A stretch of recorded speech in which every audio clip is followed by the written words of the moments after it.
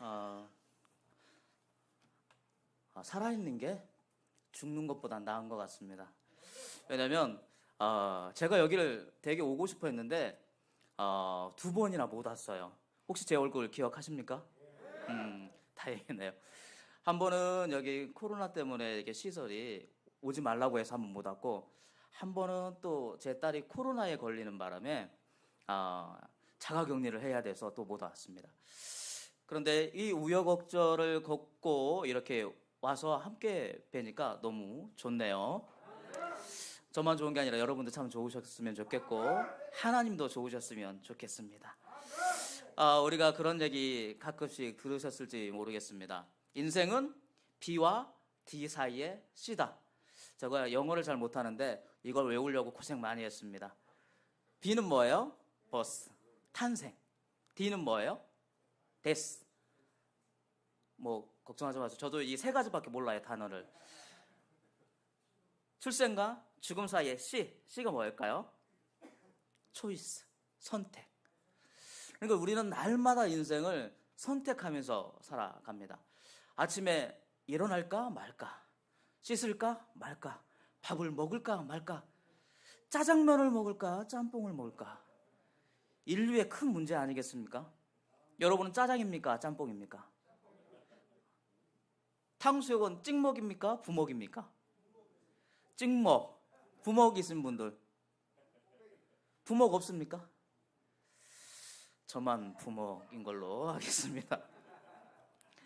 선택이라는 것이 때로는 기쁨입니다. 짜장면을 먹을까 짬뽕을 먹을까는 기쁨이죠.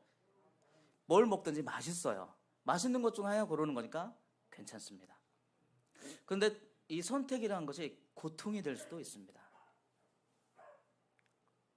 왜냐하면 내 삶의 모든 것들을 어그러뜨리거나 또는 세울 수 있는 중요한 결정이 있을 때는 정말 잠도 못 자고, 제가 이렇게 분실하게 생겼지만 고민하고 뭔가 신명의 결단을 내려야 될 때는 저도 모르게 살이 빠지더라고요.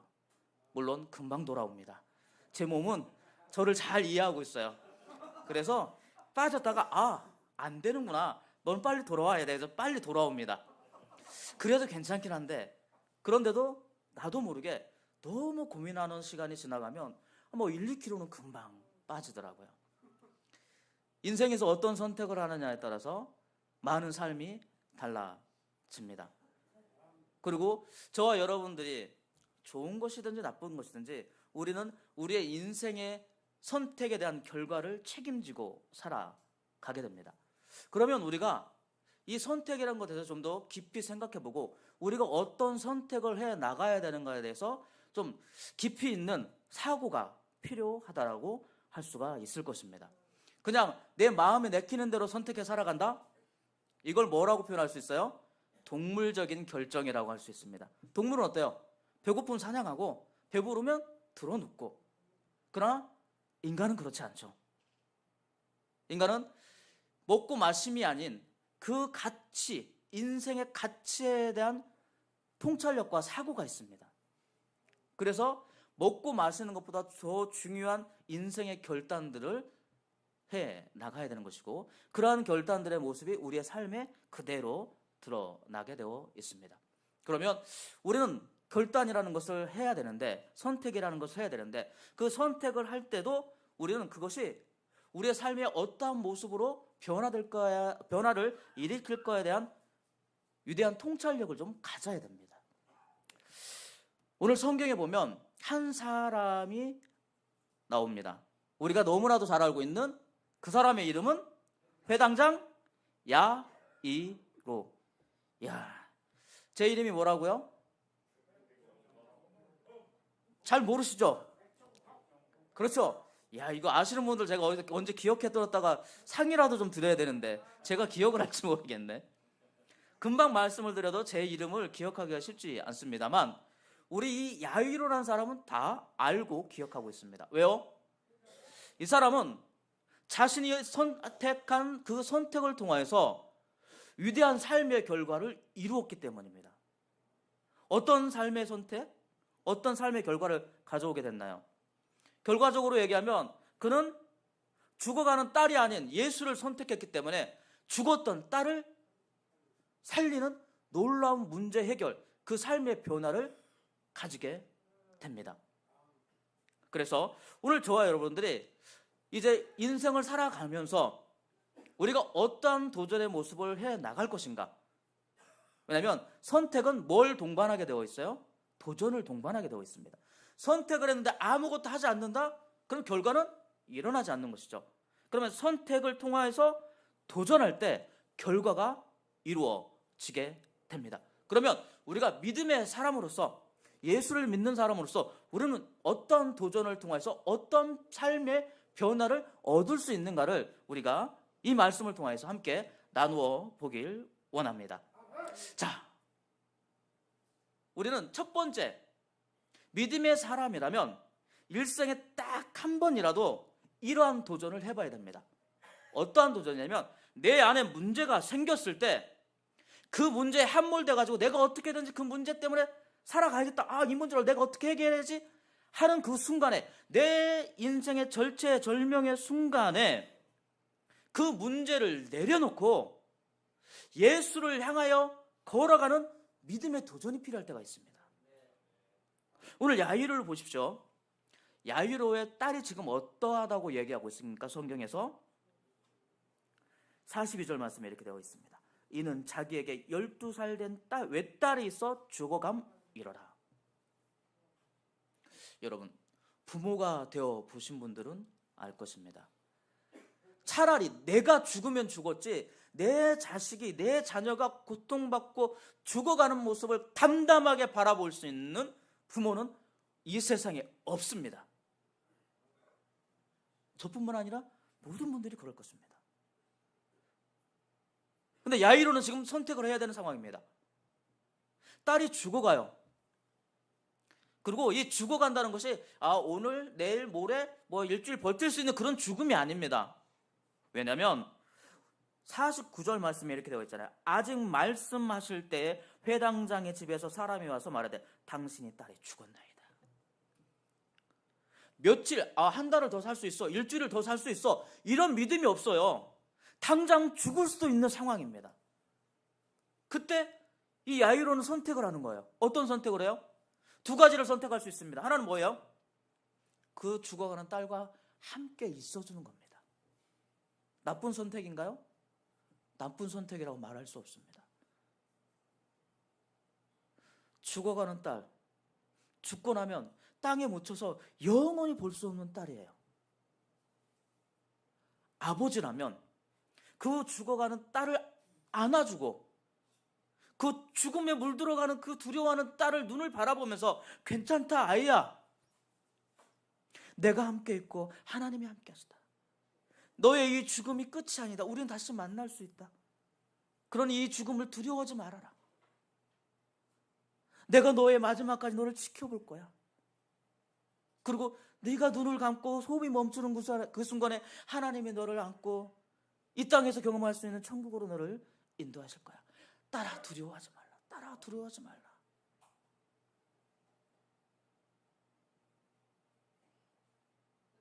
그렇지 않겠습니까? 내 자녀가 죽어가고 있다면, 지금 이런 결정을 할 수 있어요. 일주일 뒤에 죽을 것 같다는 느낌이 있으면 갔다 올 수 있습니다. 근데 내가 이 문을 나가는 순간에 이 딸이 죽을 수도 있는 거예요. 내가 예수를 만나러 가고 있는 도중에 죽을 수도 있는 거예요. 그리고 실제로 예수를 만나서 돌아오는 도중에 죽었어요. 이 아버지의 마음이 어떨까요? 얼마나 후회될까요? 내가 문을 열고 딱 나가는 그 순간에 내 딸이 아빠 불렀는데 죽어요. 그러면 그 순간에 내가 저 아이의 마지막을 지켰어야 되는데라는 후회하지 않을까요? 그 마음을 품고 평생을 죄스럽게 살지 않을까요? 날마다 눈물 지으며 살지 않을까요?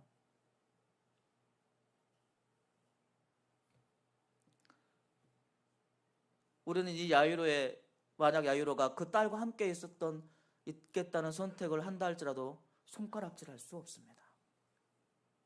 얼마든지 그렇게 할 수 있고 얼마든지 그렇게 해야 됩니다. 그런데 여러분, 중요한 건 뭐냐면 이 결정은 이 딸의 죽음을 막을 수 없습니다.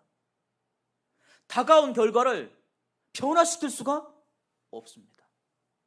그래서 야이로는 죽어가는 딸, 그 눈에 밟히고 그 눈을 뗄 수 없는 죽어가는 그 딸의 모습을 뒤로하고 예수를 향하여 나아간 것입니다. 우리에게도 신앙의 길에서 그러한 믿음의 결단, 도전이 필요할 때가 있습니다.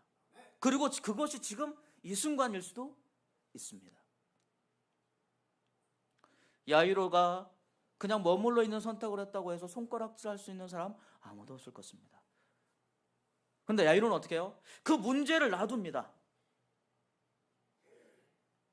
자기가 어찌할 수 없는 그 문제를 그대로 놔두고 그 문제가 해결되지 않았음에도 그 문제를 떠나서 누구를 향해 갑니까? 예수를 향해 갑니다. 우리는 이러한 모든 것을 멈추고 예수를 향하여 나아가는 도전의 모습이 우리 안에 있어야 됩니다. 우리는 참 이런 얘기 많이 합니다. 나는 바빠요. 또는 이런 핑계도 됩니다. 나는 그걸 잘 못해요. 바쁠 수도 있고 못하는 것일 수도 있습니다. 그러나 우리가 주님 앞에 온전히 나아갈 때, 주님만을 선택해야 될 그 믿음의 순간에는 못해도 바빠요도가 아닙니다. 내 문제가 그대로 남아있을지라도, 그것이 내 삶을 갉아먹고 힘들게 하고 있을지라도 그 문제를 내려놓고 내가 예수만을 만나야 될 때가 분명히 있는 것입니다.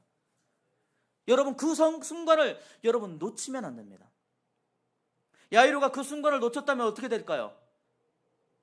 그 딸은 죽었을 것이고, 죽었고 땅에 묻혔고 그 묻히는 모습을 자신이 보았을 것입니다.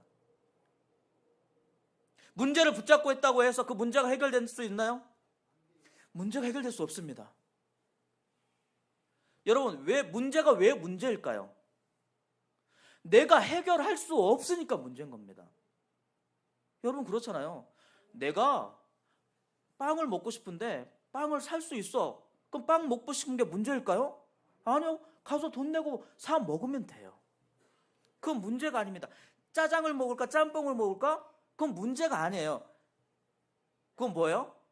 귀여운 고민이죠. 근데 죽어가는 딸을 놓고 가느냐 마느냐는 이건 정말 감당할 수 없는 도전인 것입니다. 감당할 수 없는 문제이기 때문에 예수께 나가야 되는 겁니다. 우리는 항상 어떤 생각을 하냐면 문제가 있으면 계속해서 그 문제 가운데 함몰되어 있어요. 해결할 수 없는데 계속 그 문제를 잡고 갑니다. 근데 여러분, 때로는 내가 해결할 수 없는 문제는 놔두고 해결할 수 있는 분을 찾아가야 될 때가 오는 거예요. 문제니까 내가 해결할 수 없으니까 문제죠. 그럼 문제를 해결할 수 있는 분을 찾아가야 되잖아요. 근데 그걸 놓기가 너무 힘든 거예요. 딸을 놓고 가기가 너무 힘들죠. 죽어가고 있는 딸인데, 아빠를 부르고 있는 딸인데, 아빠의 따뜻한 품이 필요한 딸인데 어떻게 놓고 가기가 쉽겠습니까? 우리 인생의 문제들 그렇습니다. 내가 온전히 예수만을 선택해서 나간다는 것이 쉬운 선택이 아니고 쉬운 도전이 아닙니다. 그런데 인생에는 그런 도전의 모습이 있어야 문제가 해결되는 겁니다. 그렇게 해야 내 인생의 변화가 일어날 수 있는 것입니다. 그러면 그런 도전을 어떻게 이루어가고 갈 수 있습니까? 그럼 우리 인생에서 그럼 내가 예수를 찾아서 그렇게 걸어간다는 것이 어떤 도전의 의미가 있습니까? 어떻게 그런 도전이 일어납니까? 멈춰야 됩니다. 세상을 향해 나갔던 모든 발걸음 멈추고 무릎 꿇을 수 있는 자의 모습으로 나아가야 됩니다. 겸손하게 하나님 앞에 무릎 꿇고 기도하는 용기, 그 도전의 모습이 우리에게 있어야 됩니다. 그리고 세상의 모든 방법을 포기할 용기를 가져야 됩니다. 이걸 해볼까 저걸 해볼까, 그것이 잘못되면 어떻게 해요? 속여볼까 빼앗아볼까,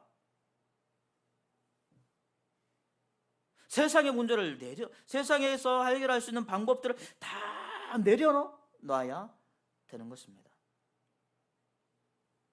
그리고 진정한 목표, 진정한 목적을 이루기 위해서 지금의 자리, 내 삶의 자리, 내 육신의 자리에서 영혼의 자리로 필요한 줄 믿습니다. 41절 말씀에 이렇게 이에 회당장인 야이로라는 사람이 와서 예수의 발 앞에 엎드려 자기 집에 오시기를 간구하니. 야이로가 자기 딸의 생명을, 그 죽음의 모습을 뒤로하고 예수를 선택했던 것처럼, 그 문제의 자리를 떠나서 문제의 해결자 대신 예수를 만나러 온 것처럼 저와 여러분의 삶의 온전한 변화, 문제의 해결을 위하여서 예수를 향하여 용기 있게 도전해 나가시기를 주님의 이름으로 축원합니다. 자, 그러면 두 번째, 도전을 통한 변화 있는 도전은 어떻게 이루어지느냐?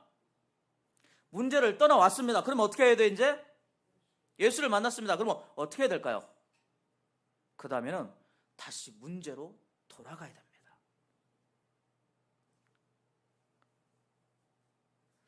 지금도 보면 이 성경 말씀에서 야이로가 예수와 함께 돌아갑니다. 예수님께서는 그 야이로의 청을 거절하지 않습니다. 그것은 저와 여러분에게도 마찬가지입니다. 저와 여러분들 세상의 모든 것들을 내려놓고 예수를 선택하면 예수님은 우리가 가야 될 그 길을 절대 모른 체 하지 않으십니다. 당연하게도 함께 해 주시는 줄 믿습니다. 자, 42절에 말씀하잖아요. 예수께서 가실 때라고 말씀하십니다. 예수님은 자기만을 선택한 사람을 절대 버려두지 아니하시고 내버려두지 아니하시고 그 문제 속에서 끝나도록 놔두지 않으십니다. 그분은 그 문제 가운데 우리가 가야 될 때 함께 동행해 주시는 줄 믿습니다. 그러면 우리도 어떻게 해야 돼요? 그 삶의 문제로 다시 돌아가야 됩니다. 베드로처럼 주님 변화산 올라갔을 때 여기가 좋사오니 여기에서 초막 셋을 짓고 우리 여기서 잘 먹고 잘 살아봅시다. 근데 예수님은 어떻게 하시죠? 그 변화산에 예수님 얼마든지 계실 수 있습니다. 모세도 엘리야도 그리고 예수님도 계시면서 거기에서 계실 수 있어요. 근데 예수님은 어떻게 하십니까? 그 변화산의 자리에서 내려와서 십자가의 자리로 걸어가셨습니다. 그 문제의 자리로 걸어가심으로써 뭐가 해결돼요? 문제가 해결될 수 있었던 것입니다. 우리도 그렇습니다. 우리는 문제가 너무 크면 어떻게 해요? 감당할 수 없으면 회피하고 싶고 도망가고 싶습니다. 그런데 이제 인생을 조금 더 다들 살아보셔서 아시겠지만 회피하고 도망가서 해결되는 문제는 아무것도 없습니다. 회피하고 도망쳐서 변화되는 삶은 이 세상 가운데 단 한 사람도 겪어본 일이 없습니다. 우리가 온전히 예수를 만나서 예수와 동행하고 예수님과 함께하고 있다면 그 다음엔 어떻게 되냐면 이제 다시 삶의 현장으로 돌아가야 됩니다. 야이로가 자기 주가 그런 땅을 향하여서 예수를 모시고 가는 것처럼 저와 여러분들의 삶에 문제가 있는 곳으로 예수를 모시고 저와 여러분들이 들어가야 됩니다. 그러면 예수님께서는 그 과정 속에서 어떠한 일들을 일으키십니까? 우리가 여기에서 보면 우리가 잘 알고 있는 12의 혈류병 걸린 여인의 이야기가 나옵니다. 여기에서 따로 떼어봐도 참 은혜로운 말씀이지만 이 전체로 보면 이것은 아주 중요한 의미가 있습니다. 어떤 의미가 있을까요? 먼저 야이로의 딸이 몇 살일까요? 12살. 혈류병 걸린 여인이 몇 년 동안? 12년 동안. 뭔가 겹쳐지는 게 있죠. 이 여인도 혼자 지금 그 고난을 겪고 있습니다. 이 아이도 마찬가지로 부모가 겪어줄 수 없는 고난을 자기 혼자 겪어가고 있는 것입니다. 거기에 이 혈류병 걸린 여인이 누구를 통하여서? 예수를 통하여서 그 문제를 해결받습니다. 그러면서 이 결과를 가지고 예수님이 옮겨가십니다. 그러면서 뭐라고 말씀하시냐면 50절 말씀에 두려워하지 말고 믿기만 하라. 그리하면 딸이 구원을 얻으리라. 자, 여러분들이 예수와 함께 이제 문제를 향해 가는데 가는 도중에 예수님이 일으키시는 기적을 봤어요. 어떤 마음이 들까요? 야, 예수님은 하실 수 있구나. 예수님은 증거를 보여주세요. 우리가 우리의 문제를 향해서 예수님과 함께 힘있게 도전해 나가면 그 삶의 길에서 문제를 해결하시고 계시다는 것을, 문제를 해결하실 수 있다는 것을 우리에게 확증시켜 주십니다. 경험을 해야 돼. 믿음의 삶은요, 경험이에요. 간증입니다. 신앙은 간증의 삶인 거예요. 어떤 간증? 하나님이 나와 함께 계시고 기적을 지금도 일으키고 계시고 문제를 해결하고 계시다는 간증이 저와 여러분들의 삶에서 날마다 나타나고 있는 줄 믿습니다. 이 12의 혈류병 걸린 여인을 통해서 야이로에게 무엇을 허락하십니까? 믿음을 허락하십니다. 그래서 그 믿음을 가지고 야이로가 갑니다. 어딜 가는 거예요? 집으로 갑니다. 어떤 집?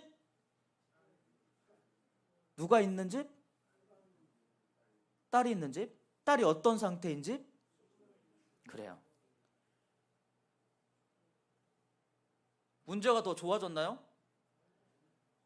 생각해보면 문제가 더 심해졌고 이제는 그 문제가 끝난 것 같은 상황입니다. 49절 말씀이 되어 있죠. 회당장의 집에 사람이 와서 말합니다. 당신의 딸이 죽었나이다. 선생님을 더 괴롭게 하지 마소서. 일반적인 이성적인 상황이라면 이 말이 맞습니다. 딸이 죽었어요. 죽었으면 더 이상 뭔가 일어날 수 있는 일이 없잖아요. 그러면 선생님을 괴롭게 하지 않는 것이 이치에 맞습니다. 그런데 이 순간 야이로는 어떤 마음일까요? 혈류병 걸린 여인의 병이 고쳐지는 걸 봤기 때문에 기대하고 있었죠. 근데 병이 고쳐지는 것과 죽은 자가 살아나는 것과는 전혀 사람이 감당할 수 있는 뭐라 할까요? 경험의 차이가 너무 큽니다. 병은 죽지 않았으니까 기회가 있어. 근데 죽고 나면 기회가 있을까요? 없을까요?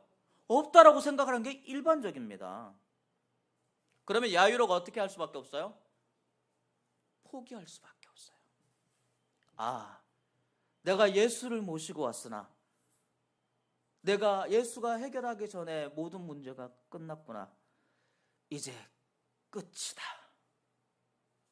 이제 끝났다. 내 딸은 죽었다. 포기하고 멈출 수밖에 없는 상황입니다.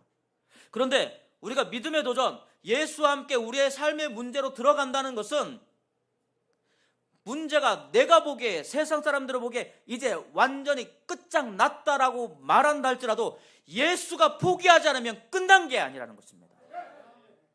예수님이 포기하지 않으면 절대 끝난 게 아니에요. 왜? 인생은 이 문제를 해결할 수 없기 때문에 문제라고 생각하고 문제를 갖고 살지만 예수님께서는 이것이 문제가 아니라는 겁니다. 우리가 믿음의 도전을 해나가고 우리 삶의 변화를 일으키는 도전을 해나갈 때 우리는 믿음의 도전을 어느 때까지 멈추지 말아야 돼요? 예수님이 됐다고 할 때까지 멈추면 안 되는 것입니다. 예수님께서 그래 이제 끝이다 라고 말하기 전까지 내가 스스로 판단해서 이것은 더 이상 일어날 수 없는 일이야 라고 포기할 이유가 있을까요? 없을까요? 없습니다. 우리가 믿음의 도전, 다시 우리가 예수를 만나서 믿음의 삶의 현장으로 돌아간다는 것은 그런 의미가 있는 것입니다. 그래 부도 났으니까 끝이야. 그 사람이 죽었으니까 끝이야가 아니라 세상이 바라보는 기준으로서 끝났다가 아니라 예수가 믿음의 하나님의 말씀이 끝이다라고 말하기 전까지는 절대 끝이 아니라는 것입니다. 그리고 여러분 하나님께서는 전지, 전능, 무소, 부재 하신 분이라는 것을 믿으십니까? 그러면 우리가 포기할 이유가 있나요? 없어요. 하나님은 죽은 자를 살리시는 줄 믿습니다. 혈류병 걸린 여인을 고치시는 줄 믿습니다. 문둥 병자를 고치시는 줄 믿습니다. 왜 포기할까요? 포기할 이유가 하나도 없는 것입니다. 그리고 그 포기하지 않은 결과가 어떻게 납니까?